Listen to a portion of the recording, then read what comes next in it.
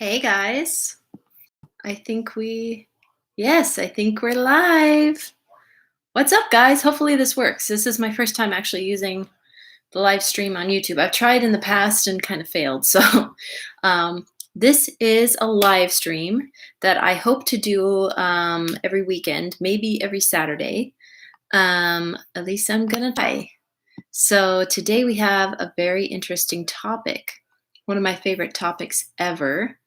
And if you're in the chat, I feel like since I'm just getting back on YouTube, I understand there's not going to be a lot of people in the chat just yet. But as we do more live streams, hopefully we'll get more. But if you are watching while this live stream is going on and you have any questions, comments, concerns, anything like that, type them in the live chat.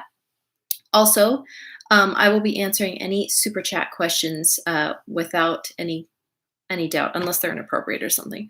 But yeah, any super chats, I'm welcome. I welcome openly, and I will absolutely answer your question ASAP if it's a super chat. So, but I welcome all questions. Anyway, so today we're talking about passive income and the 4 most important tools for wealth building. So let's see if I can get both of these on the screen. I have my notes up on the screen as well. That's why in my videos, you'll often see me like looking over here. So let's see. Okay. So 4 most important tools for wealth building and passive income. So number 1, passive income should be your goal. That's the top thing, because I know there's a lot of ways to make money out there, but something that I've learned in my own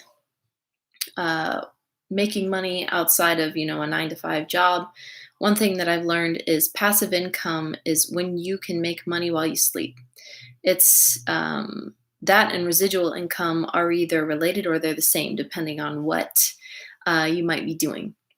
And it's so exciting to think that you can create something, you can put it out there for people, and you can keep making money from it without doing anything else. So I'm going to give you some very good examples of these as this live stream goes on. So if you have any ideas, feel free to put them in the chat. So passive income, first thing. Number 2, having a few or even many different cash streams is key. Cash streams. What is a cash stream? A cash stream is just a source of income. It's good to have several different ones, as long as they don't conflict with each other and as long as they don't try to, like, you have to spend so much time on one and so much time on the other, and they're just like the time is conflicting. You don't want that. It's best to have cash streams that build on each other, and I will get to, when I get to my examples of the cash streams, I'll show you just how that works too.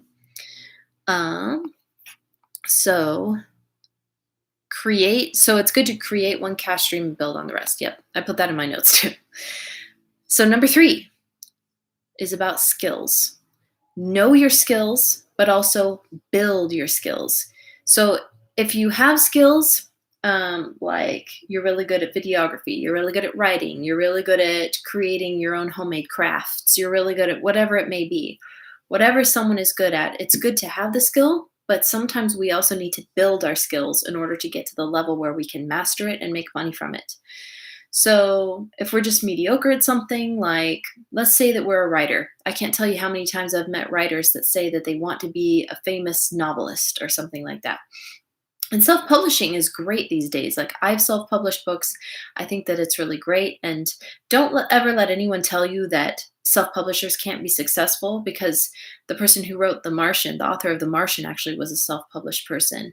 And I think the lady who wrote 50 Shades of Grey, I believe she was also self-published too. Could be wrong. You can correct me on that. It can happen. Lots of people can be very successful from this.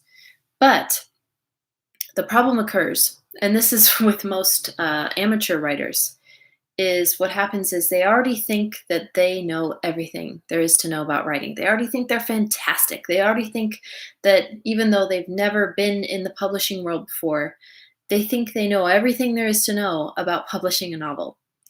And this is true for so many different skills. Imagine an actor or an actress who's never taken an acting class and just like has never even been in a drama class of any kind in school, has never had any experience with acting, but they think they're fantastic. Do you think that they're safe going into an audition and actually nailing it. Maybe for some people, if they're really perceptive about these kind of things, but most people, no. Most of the time, people really, really need to build their skills. It's something that everybody needs. So, how do we build our skills? Research is key. A lot of times, getting a mentor who's actually doing the thing that you want to do is really good. I've actually gotten that on YouTube before. When I was just getting into YouTube, I got to know people who were doing really well with their channels, and I would talk to them and see, how do you do this? What's it like? What do I do? And that really helped me. And I'm still building my channel. I fell away for a while, and so I got some writing mentors to help me with my writing. So building your skills is always important no matter what area you're in. Okay, fourth key is be consistent in what you put out. And the way that you do this, I know that it's hard to be consistent sometimes because life happens. Right now, it's a little easier for people to be consistent because a lot of us are at home. I personally still have a job that I work, but my passive income is like in addition to the regular work that I do, and that's true with a lot of people. Some people choose to have a passive income that is their only source of income. But the key, no matter what position you're in with that, you still have to be consistent in creating content or creating whatever it is that people will be buying. The reason for that is people will get tired and move on. They'll get bored. So to keep yourself from getting bored with what you're doing and keep yourself from being stagnant in your creation of things that can make you a passive income, you have to have one thing. That is your why. Why are you doing this? What's the reason that you want to create this thing and make money from it? And don't let it just be, I just want to make money. Sometimes that can work, but most of the time, if making money is your only why, you're going to get really fed up when you're not making money right away and you're going to quit. And I've seen this happen with so many people. So my why, for example, is helping people to make small changes in their life, whether it's in their health or their love life or their social life or whatever, that helps them live their best life and become their best version of themselves. That's always been my motto: become your best version of yourself. And that's something I think about literally every single day. That's my why. And if I ever were to stop, I feel like I would just feel so bad because I wouldn't be sharing all the things that have helped me. And that's what makes me so happy, is to share those things. So always have your why. It's good to even write it down somewhere, journal about it, whatever you need to do. Put it on your wall so that you remember the reason that you're doing this. And then you can be consistent. So there are a lot of examples I have of passive income. And these aren't even all the ones, but I am going to list several of them. So obviously, a lot of people, when they think of the wealthiest of the wealthy people in the world, they think of investing in something like stocks or whatever, and real estate. I'm not going to be talking about those because I'm not an expert on those things. There are a lot of great people out there. If you read the Rich Dad, Poor Dad books, Robert Kiyosaki's great. There are just, I can't even tell you how many gurus. If you look on YouTube, be careful of the fake gurus. Like, actually look up these people and make sure they're actually in real estate doing the things that they're trying to teach about. But there's so many resources for all of that. I'm not particularly that kind of person that is interested in investing or real estate. So don't take any of that from me. So I'm going to give you other ways that you can make passive income, because there's a lot. A lot of people know about marketing, like the type of marketing you can do from home. So a lot of YouTubers do affiliate marketing. That's something that I've done for several years, I think. For a while, I did it with Amazon. When I was off of YouTube for about a year last year, if you don't do it enough on Amazon, if you don't have enough sales on Amazon, they actually will cancel your account if you haven't made like a single sale in, I think, 365 days, a year. But there are so many other places you can do affiliate marketing. Like right now, I am an affiliate of Thrive Market. I'm an affiliate of Gaia, which is an online it's like Netflix, but for spiritual people. I think that's what they call it. They've got all sorts of things like um, they have like yoga videos you can do. They have documentaries. They have all sorts of cool stuff. So, and I'm not in this particular video, I'm not going to put my links because this is more about like giving you guys advice, but I'm just giving you examples of the affiliate programs out there. You can also go on eBay and they have an affiliate program. Basically, any of your favorite stores with products that you actually use, especially in your day-to-day life, if you go on that company's website and look and see if they have an affiliate program, a lot of them do. And if you have a certain following, it helps to have a following already, but sometimes they'll take you if you're brand new. You can actually sign up for the affiliate program, and every time someone clicks your specific link that they give you and they buy a product, then you make a small percentage of that sale. And that can really add up. If you get like 100 people buying a product and you make maybe 10 to 15%, that can really add up. So affiliate marketing. There's one thing that's similar to affiliate marketing. A lot of people don't like it. I'm hearing a lot of hate for this type of marketing is network marketing.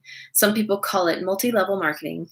And there's other variations of this that I've seen. So network marketing is basically word of mouth marketing. So a company, instead of advertising and putting their money into the regular kinds of getting the word out there to people so that they buy their products, instead of spending all the money on advertising, they pay individual people, just regular people like you and me, to tell other people about the company and the products.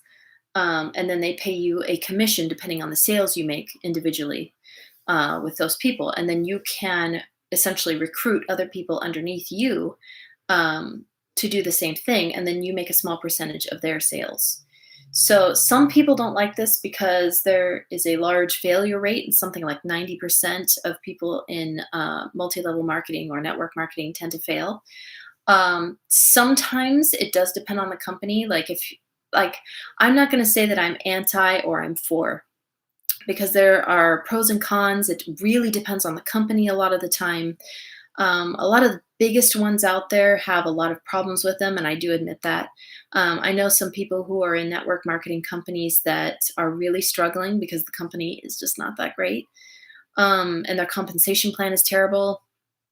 They don't actually show the averages of what people in the company are earning every year. So anything like that, stay away from the shady stuff. There's also companies who technically have a network marketing model, but they do something called consumer direct marketing, which is more about the products than it is recruiting people. There's all different ways to look at it. So there are ways that you can leverage that on your social media, like your YouTube channel, your Instagram, things like that. But just be careful and do your research with things like that. If I were you, I would definitely start with affiliate marketing, because then you can get to know, like, okay, I actually use this product. And then you can get to know what marketing is like, to just like with just sharing with your audience and engaging with your audience in that way with something that you already know you like and that you use. That's what I suggest. The next one, obviously, is YouTube. There are three main ways that you can make money right on YouTube.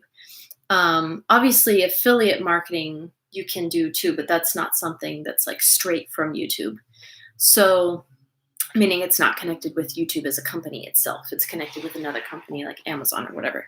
So YouTube, you can make money obviously through AdSense, through Google AdSense, meaning that when an ad plays on your video and someone watches it, you make a small amount of money for having that ad played on your video.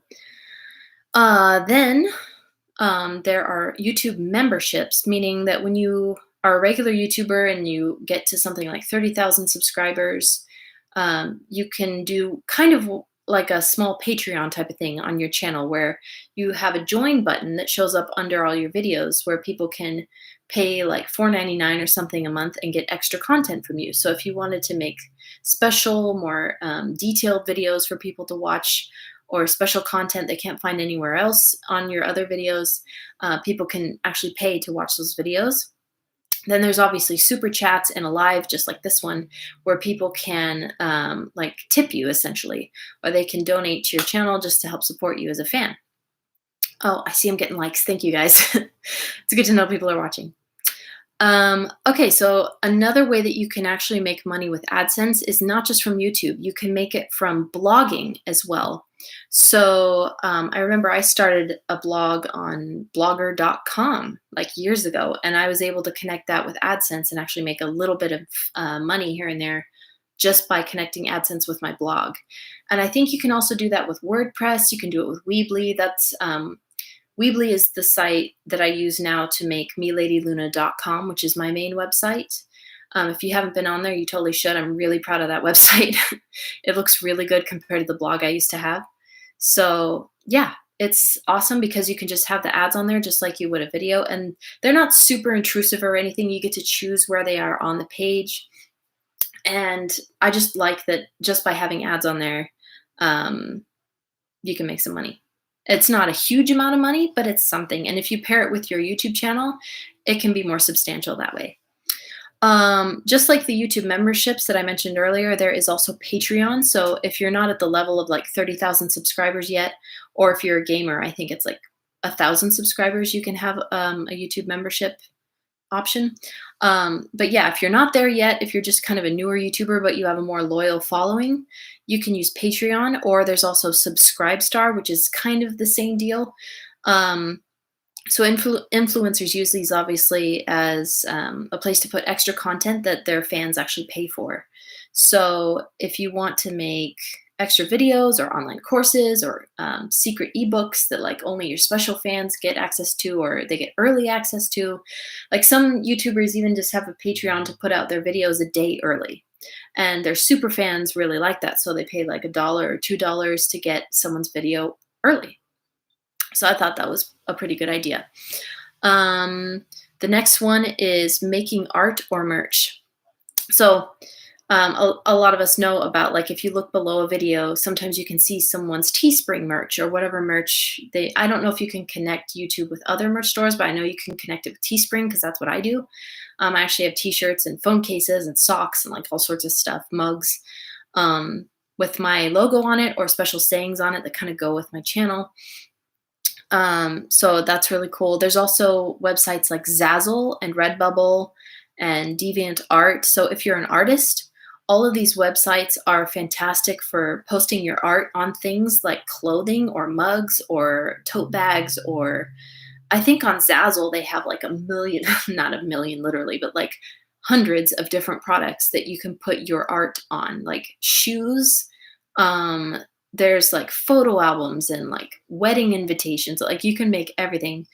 It's nuts. I actually have, apart from my YouTube channel, is a completely separate thing. I have my own Zazzle shops, like plural. I have several. And I actually make a little bit of money here and there, especially around the holiday season, like Christmas ornaments and stuff people buy. And it's really cool. It's cool to post your art on things and actually get a residual income, even if it's small. Everything adds up, like I said. And if you have those several different cash streams, that can really help.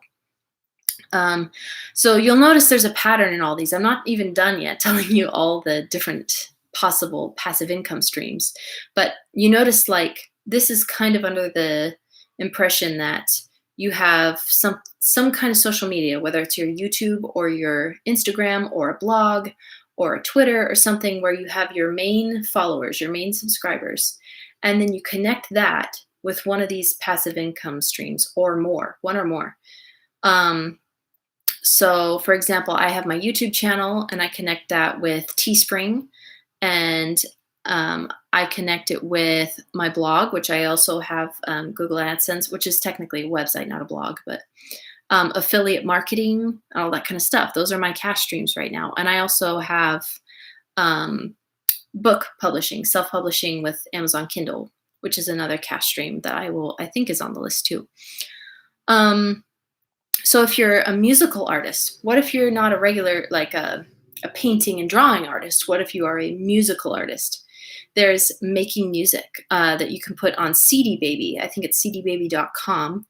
And you can also, I don't know how to do this, but I know a lot of people do. You can put your music up on iTunes and actually sell it that way too. And some people like I've been following like Gabby Hanna, for example. She's a very popular YouTuber. She makes her music, she puts it on iTunes and Spotify and all this stuff, and then she also makes a music video to go along with everything. She does it in a pretty smart way because she doesn't put out a full album. She puts out an EP, which is about 5 songs instead of like 10. And so she puts her all into these 5 songs, makes a music video for every single one of them, and then she makes money not only from the sales of the songs on iTunes and Spotify and stuff, but also in the revenue she gets on her YouTube channel from the music videos. So that's a smart way of doing things. I think that's pretty cool. Sometimes it can be hard to make money from making music now because people can easily steal it or, just listen to it for free. And so you have to be careful with that, but there are ways you can do it. Another way that YouTubers, especially, and Instagram people and stuff like making money is through sponsorships. This is best for, like I said, YouTubers, Instagram influencers, or podcasters. So there's a website that I'm actually thinking of trying soon called anchor.com, which is where you can do podcasting. And if you are on there long enough and you get enough attention, you can actually have sponsors coming to you and saying, hey, we like your show. Let us sponsor your show and we'll give you money or whatever. Sometimes it can be the same with YouTube as well, but it depends on the genre of YouTube video that you do. So a lot of beauty people on YouTube, beauty gurus, they get a lot of sponsorships sometimes from companies who want them to talk about their beauty products, or gaming video people get the same thing with video games. They're like, hey, will you try this new game and play it in your video and we'll pay you money. So that's a really good thing to do. If you're kind of more up and coming, if you've got about, I would say, depending on the website you use, there are websites where you can go and actually sign up for sponsorships. Those are websites like Grapevine Logic.com and famebit.com, FAMEBIT.com. The other one is Grapevine Logic, GRAPEVINE They're long names. But I think, I forget which one it is. I think FameBit has like a 10,000 subscriber requirement, and I think Grapevine Logic has like 1,000. I could be getting those mixed up, don't remember. But if you have a certain number of subscribers, you can actually go on these websites and say, okay, I am a creator and I'm wanting to look for a sponsorship. And they'll give you a whole list of like what you want. You can filter it by the type of genre you want. Like, okay, I'm a beauty YouTuber, I want this, or this kind of product, to promote or whatever. Or I'm a tech channel, I want a tech product, or, And you can actually personally write to the people that are, doing that sponsorship. And they can say either, no, you're not the right fit for us, or they can say, sure, and then they'll send you the product and you can make a video on it. And you'll usually make the video and pass it off with them first before you post it. So keep that in mind. But the good thing about that is not only can you make money from that, but sometimes the sponsor may want to do that over and over with you again, or depending on how many views you get, they may keep paying you. So that can be passive income. So there's only a few more. I'm getting to the end, but so another passive income source is online courses. You can make your own online course and post it somewhere and have people keep buying it over and over again while you just sit back and do nothing. Making the course is a long process. I've actually thought of making a Udemy course before, because there's websites like Udemy and Skillshare where just regular people like you and me can post courses. So, and these are in the form of video courses. So it's a long process to make, because obviously making a course with like 50 videos or whatever, even 20 or whatever the number may be, that's a lot of work. You actually have to plan out what you're doing, make sure it's good quality, that people can understand you. Sometimes give interactive lessons and quizzes and things like that, because on Udemy they do have that option of quizzes. But once you get that done, it's something that can keep making you money for quite a while. So I would suggest that if there's a subject that you're really passionate about and you feel like you know really well, a great passive income source is Udemy or Skillshare. I would highly suggest that. I don't have much experience with Skillshare, but I do have experience with taking courses on Udemy, and I feel like I know Udemy more. So I could be saying some wrong things about Skillshare. Someone can correct me on that, but I like the idea of both of them. Another one that I've seen a lot is dropshipping. People make passive income through dropshipping. So this includes Shopify. Shopify has a program called Oberlo, where you order from a website called AliExpress, which are usually products from China, which are very like low price, and then you can mark them up and sell them to people. Some YouTubers even have products on a website that they make on Shopify that they sell to people. You can do this easily as an influencer if you have a lot of followers. If you don't, it's going to be a lot harder, and you might have to use ads and things like that to get traffic, which is a place where a lot of people fail. So just really study it before you do it. There's also Amazon fulfillment, which I don't know as much about, but it's kind of along the same lines. You create your own website elsewhere, and then you find some kind of e-commerce product that you're going to sell.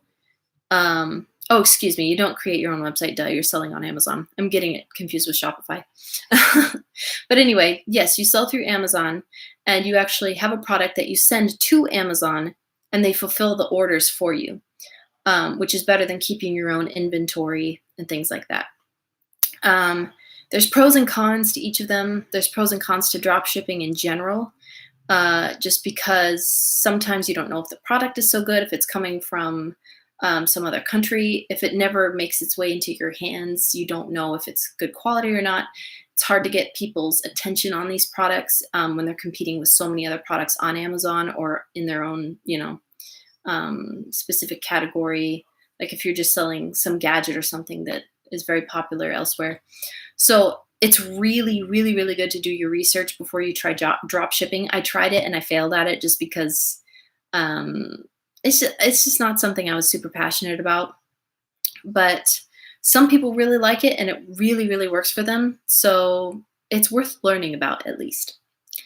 The next one is something I'm very passionate about, and I did mention briefly before, which is self-publishing ebooks and paperbacks.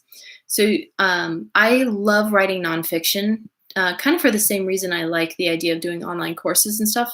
There's so much stuff I love to research, and I have all these things in my head that I want to talk about all the time. So writing nonfiction and telling people just about different things that I've learned is something that's super fun for me. So Amazon Kindle is a great way that you can do that. If you're into the idea of not only ebooks, but also paperbacks and like hard copy books, Ingram Spark is a great tool for that because they're basically like the king of physical books. I would suggest looking into that. They have a lot of cool options on how to design your book and stuff like that. I know there's a lot of other self-publishing sites out there that I can't think of off the top of my head. There's like Nook and iBooks, I think, and I don't know if any of those are still active or not. But just because Amazon Kindle and Ingram Spark are the ones that I personally would go to first. But there's a lot. And I think when you use Ingram Spark, you can post your book listing on like a bunch of those different websites at once. My husband is also a self-published author, and he writes novels, and that's what he does. I think he uses Ingram Spark. It used to be CreateSpace, but now that's connected with Amazon. It gets confusing. Again, do your research before you ever do this. This is just a list of like your options, and then you can go forth from there. But yeah, Ingram Spark is great because you can post on like several different things at once. Another option, this may be surprising, but Etsy. So Etsy can actually be passive income. It doesn't have to be active income where you're constantly having to make something and physically send it off. There are downloadable products on Etsy, digital products. So this can include clothing patterns. Like that's something my mom, for example, would get is if she wants to create something that she crochets or sews or something like that, she can purchase a digital clothing pattern or project pattern on Etsy and just like print it out or look at it on her tablet or something and make the project from that. Another option is like, I personally love informational charts and posters and stuff like that. Like I saw a really cool one all about the chakras and all the meanings of all the colors and the placement of the chakras on your body and like what foods go with each chakra and what mantra or yoga pose goes with each chakra. Like it was an awesome infographic, and you could actually purchase it as a printable poster. And of course they had a watermark on it and stuff, and they didn't show it to you full size so that a person couldn't just steal it.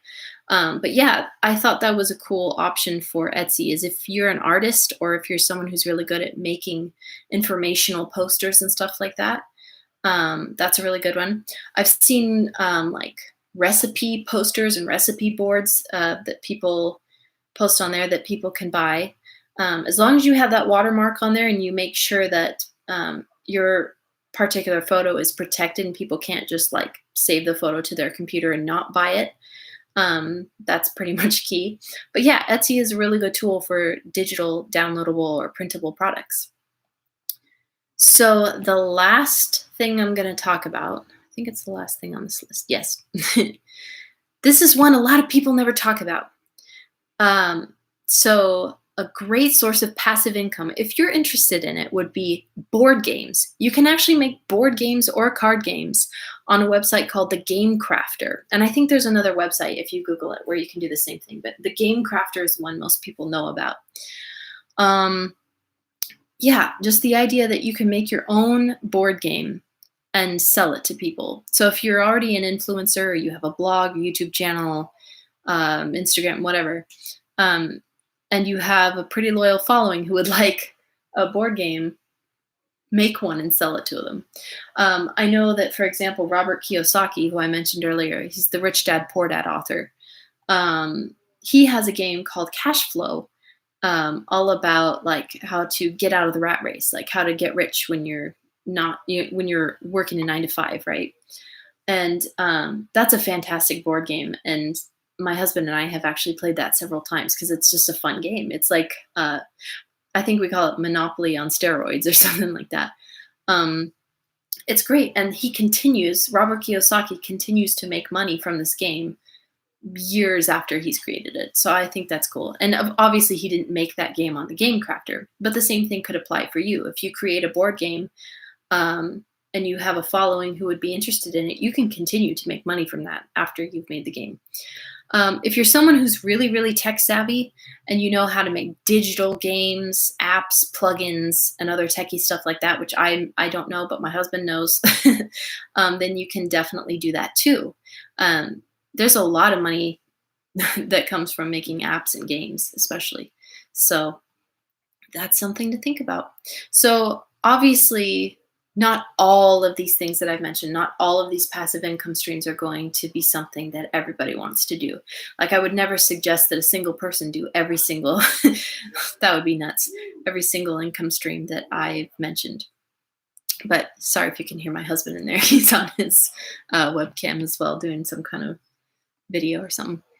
But yeah, so I just love that we're in a day and age when people can make this kind of passive income without having to do real estate if they don't want to do real estate, or if they don't want to be an investor, they don't have to do that. There's other ways that you can do it, and you can do it about something you're passionate about, whether it's art or making videos or making music or writing or whatever it is, and I love that. This is a video, obviously, I've wanted to make for a long time because it's just something that's so awesome. I might even... You know how I mentioned that I might do an online course? I was actually thinking of making an online course about passive income and like all the ins and outs of like how you would go about doing it. So I don't know. We'll see. But I really appreciate you guys watching this live stream. And I hope to do a live stream hopefully every Saturday. So let me know what topics you would like me to talk about in a live stream that I can interact with you about. You can ask me questions about, whatever it may be. But yeah, I think that's it for today. And I hope you guys have an awesome weekend. I think it's a 3-day weekend, Memorial Day. So have an awesome time, and I'll talk to you later. Bye.